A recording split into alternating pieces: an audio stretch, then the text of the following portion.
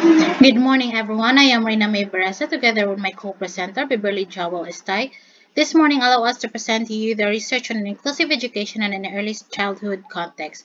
So the title of the research is the applicability of the model of inclusive education in early childhood education, a case study by Pele Nellis, Margos Pedaste, and Carolina Suman. So the purpose of this study is to investigate the models applicability by using a case study and to explore what extent the case study results reflect increasing inclusion and to reduce the exclusion. So we have here the introduction with literature. So according to HAOG 2017, there seems to be a gap between formulation and realization of inclusive education. So therefore, we need a clear concept of inclusive education and an understanding of the factors that affect the implementation of an inclusive education in order to provide quality early childhood education.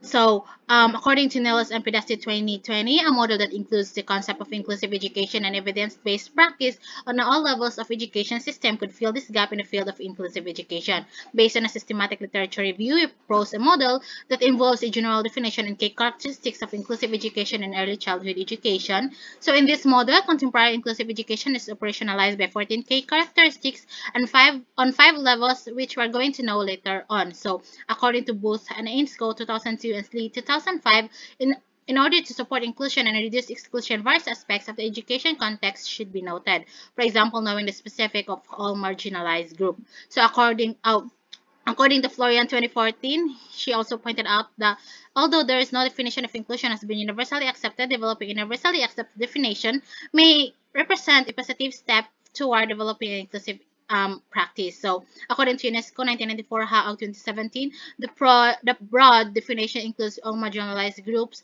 meaning that all children who might otherwise excluded because of their diversity, special needs, gender, ethnicity, culture, and social background should be focused on and included in mainstream settings.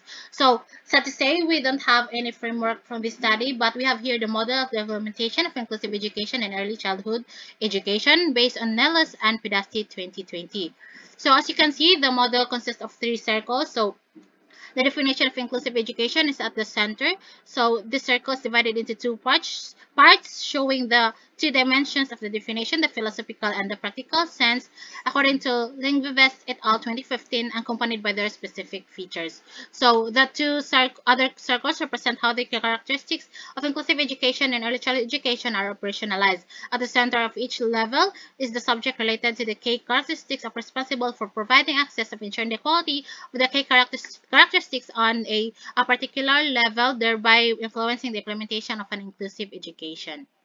So for the next slide, allow Ms. Beverly to discuss. And for the continuation, we have here the methods. The researchers of this paper chose the case study format, and in the case study, they explored the implementation of inclusive education through detailed in-depth data analysis involving multiple data collection methods, characteristics of a case study such as questionnaires, observation, semi-structured focus group interviews, and document analysis. Next, we have here the results.